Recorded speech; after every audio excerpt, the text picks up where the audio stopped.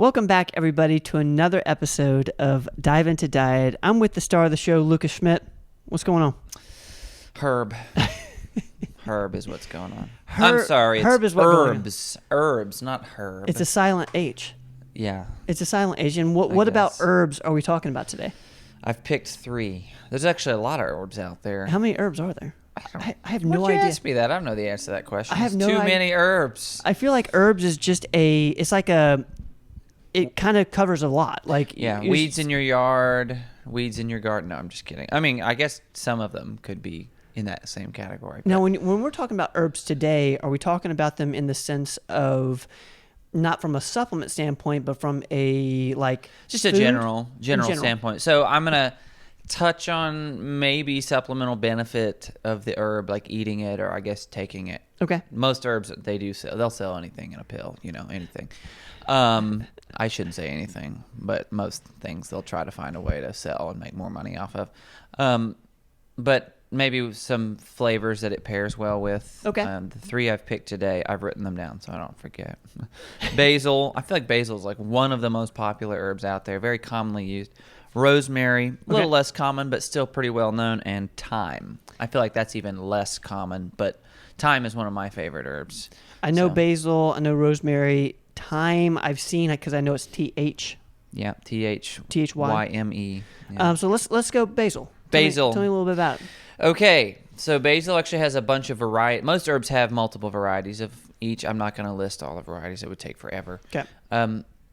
The common types, you've seen it. It's a green leafy plant. The leaves kind of round downwards a little bit most of the time. There's also basil that is purple in color. Has a little bit different of a taste. There's a variety of basil called Thai basil. I actually think Thai is the purple one.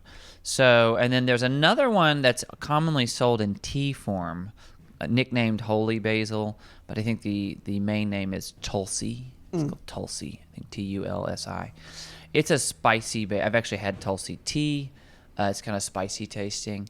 They all have it's a kind of a spectrum of basil and the flavor. So basil's really versatile. It's used in Italian cooking is the most famous, probably in America at least. Yep. But it's used in Asian food quite a bit and Middle Eastern food as well. So it's all over the world. Well, when I think about Indian food as well. When I think about basil, I think about taste more than benefit. Is there benefit to it? So I did some research into the clinical because I'm how I like to if I can find clinically proven benefit, So the thing with herbs I've realized is most of the benefits listed, I'm not saying they're not true before I say this, but it's like grandma/wives' tale benefit. Does that make it's like that's sometimes the best benefit. Sometimes it's great. And sometimes and if those are based on something, there's a reason, tradition, somebody, not just one somebody, multiple somebodies had to see benefit or guessed at benefit for this to be to make it into the pantheon of wives' tale. Let's create a pantheon. We'll officiate, whatever you want to call it, a pantheon of wives' tale herbs. I don't know, or wives' tale benefits, but a lot of it kind of falls in that category. Okay. Unfortunately, however, there's a chemical in it. I wrote it down because it seemed significant to me. Eugenol, which the chemical eugenol can be a calcium channel blocker, which translates to lowering your blood pressure. Can lower. I'm not a doctor, so don't think all I got to do. I forget my blood pressure medication. Let's go to Olive Garden. I got some basil. No, that's not going to help you. But it's being researched in that direction. Okay, so it has something in there called eugenol. Eugenol. Yeah. Is there something about the things that end in nol? Because I know erythritol. That's an alcohol thing. Okay, I don't know if eugenol is an alcohol of some kind. It's a chemical. It might be a polyphenol. Okay. But it can be a calcium channel blocker. So the thing is, what I didn't see is whether it was probably an animal study because those are a lot cheaper than human trials. But which isn't ideal, but it's something worth noting. That was the main medicinal benefit I saw with basil. Now, any herb most of the time is going to be a green plant. Yep. Right? It's mostly leaves. So anytime you're consuming those, you can pretty much guarantee you're ingesting small doses, because you don't eat a whole salad made of herbs, right? Herbs are usually added on top of big dishes because the flavors are so strong. Right. So you're still going to get trace amounts of vitamin K, anything that greens typically contain. You could expect to find in herbs. Got it. So vitamin C, maybe a little bit of iron. But it's plant iron, so how much you can absorb. But there's still trace amounts. Some magnesium, vitamin A, maybe a little vitamin E in there. So you're going to find a small, a spectrum of, I would say, trace vitamins and minerals, just because the dosage you're probably eating is pretty small in herbs. And it kind of goes by the whole, mantra of like, eat the rainbow, like there's grain, Yeah, it's, the green plants have a lot of those trace vitamins and minerals in them, which is fine. It's pretty cool. Basil's flavor, the things, I've mentioned overarching things that it goes well with. Some unexpected things that I found I like basil with are a few sweet things. Basil and strawberry go well together, oddly enough, or any berry, really. Herb-wise, basil and mint is a fun combination. Basil will go with almost any herb. Any of the Italian herbs, oregano, parsley, those they pair well together. Anytime you find like an Italian mix, I'm sure you've seen that before. It's usually basil and oregano for sure, and then usually some dried parsley in there. So like Italian seasoning. Got it. The pre-mixed dried herb that you shake on stuff. That's most likely got basil in it. So it's one of my favorite. It goes really well with almost any cheese, like as a snack. Tomatoes, of course. Tomato and basil is like the match made in heaven. Is this one, before we go to the next one, are these ones you want to get organic? Can you get organic herbs? Yeah, you could get organic herbs. Like, are you looking at that? I have not looked at the significance because it's a leaf and you're eating the leaf. I mean, if you probably don't want it if it's been doused in pesticides, sure. But okay. I think I've mentioned this before. Sometimes I'm a little skeptical of the organic label. Yeah. I'm not saying it's bad. I know there's bureaucracy involved in getting that label. Right. And so sometimes I'm like, so you paid somebody off to get this label eventually? Jump through some hoops. How much did this label financially to get this label? But did you actually have to do anything to meet the requirements? Maybe they did. I'm just... Decide for yourself. You could Google, should basil be organic, and then pilfer through the ads and maybe the first 6 pages that come up. Then you'll probably find what you need to know. That's usually one of my methods, because the first ones that pop up are the people that paid the most to get their website up on the search result. So, sure. I'm such a cynic. Maybe I need more basil. Will that help cynicism? I'm going to look into that. Does basil make you less cynical? Rosemary's the next one. Okay. You can't be cynical about rosemary. I can't. We shouldn't be. I like rosemary. Rosemary's so great. Rosemary's cool. I've grown most of these. Well, most of these. The 2, meaning all. I've grown both so far. Basil's fragile, right? It grows in the heat. I should have mentioned that about basil. It usually grows in the hot season. It needs warm weather. Rosemary doesn't. Not saying the best time to plant rosemary is in snow. That's not what but it's an evergreen style plant. Okay, it's like pine needles almost. If you've ever bought fresh rosemary or harvested off the stem yourself, it's like plucking pine needles off of a pine tree. So rosemary has a sort of a pine smell, sort of taste, not in a bad way though. It's more like a citrusy pine kind of taste. I really like rosemary. Let's look at there's 2 compounds found in rosemary. I want to make sure, I'm not sure the pronunciation, but I believe it's carnosic acid, carnosic, okay, carnosic acid, and rosmarinic acid, named for the plant itself, rosemary. But rosmarinic acid is found in other herbs as well, which is kind of cool. But both of those have been studied because they could have neuro benefits at preventing neurodegenerative diseases like Alzheimer's and dementia. Interesting. Again, we need some human clinical trials to confirm that. The studies I saw were mostly in mice. Okay. In improving cognitive function and things like that. How rosemary. I guess they drop the mouse in a maze and see how quickly it gets to the cheese. I don't know how you test a mouse's cognitive function. I don't know either. I'm guessing it's puzzles. I'd like to watch a mouse puzzle study just to see what that entails. But these compounds are sort of polyphenols in the sense that How would one like use rosemary? Cooking? Yeah, okay. It's a very woody, tough herb, so you're not gonna want to ingest it raw. Like basil, you could eat right off the plant. It's delicious, right as it comes. You could cook it or not. In fact, I prefer with basil not to go back too much, but to tear it up fresh after I've cooked things and put it over. It's really nice. With rosemary, you're gonna want to cook it. You can make tea with it actually too. But the needles are going to be kind of tough if they're raw.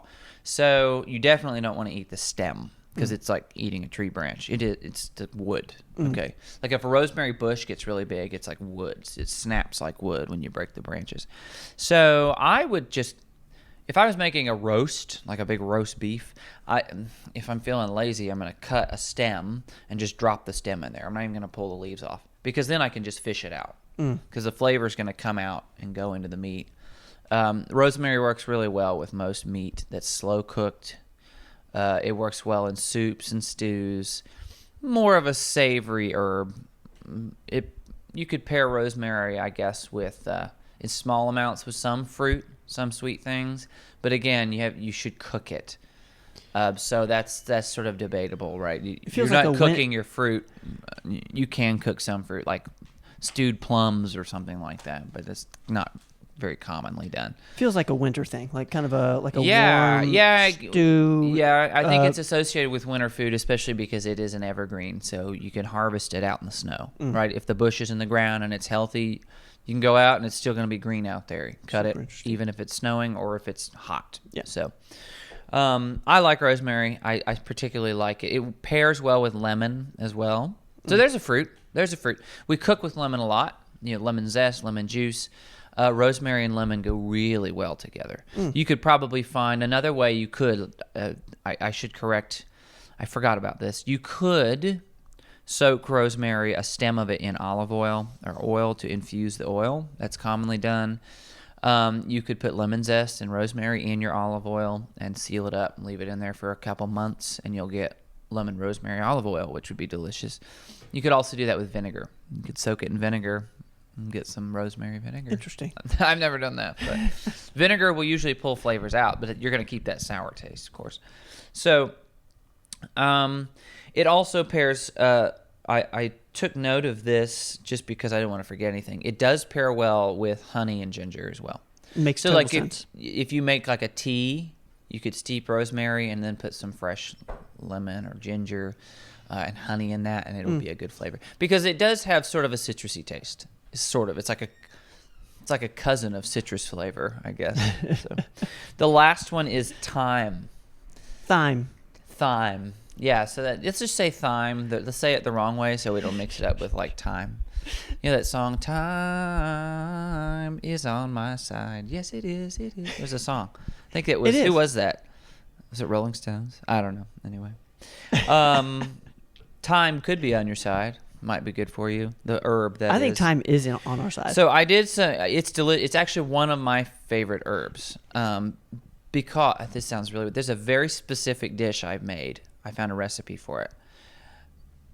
It's such a good so you take chicken and you cook it and then you put cheddar cheese on it, green apple and thyme.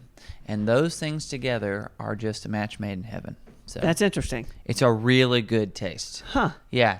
I would never think of the thyme. recipe I found said it was in puff pastry. So you put the chicken and the cheddar cheese and the thyme and apple in a puff pastry and cook that, and it sounds phenomenal. Oh, it's so good. Thyme is kind of a I would put it in the category of mixing well with the Italian herbs. Okay. Thyme is commonly mixed in with Italian, but it doesn't have to be in Italian cooking. So most of the time, anyway. Sorry, unintentional joke. Yeah. So funny. He makes himself laugh all the time. It's just all the time. This is going to be difficult. I don't think I can get through this because I keep saying time. When you find it or when you harvest it, I've grown it a few times. There's different varieties. Most of the time, it's these little, tiny little leaves. The only issue with this herb is, for me, when I'm cooking with it fresh, is it's kind of annoying to harvest because it grows on these tiny little thin stems, and you just cut a bundle of them like any other herb. But you don't necessarily want the stem in your food. You just want the leaf, and the leaves are so tiny. So you have to like a skill rake to get them off. Yeah, you have to rake. I find going backwards against the direction the leaves are going, they'll fall off easily. But other than that, you could take a big bundle of them if you're making a soup or like a roast and just drop it in there and again fish out the stem, and you're going to get the flavor. But if you're wanting it fresh, like in, I don't know, in like a chutney or a salad or something like that, you probably don't want to eat this stem. It won't hurt you, but it's just not a pleasant texture. So it's kind of a pain to harvest that. But the flavor is wonderful in thyme. As far as medicinal and or health benefits, again, I would like better research. But what I found that I took note of here is the oil from the thyme plant is a natural preservative for food. So what that means is the oil is antimicrobial. So if you had thyme oil, I'm not saying pour thyme oil over your leftovers, but maybe if you cooked with thyme or you add a little bit, they found that it's pretty potent at keeping the food from growing like food poisoning bacteria. Yeah. That would give you food poisoning.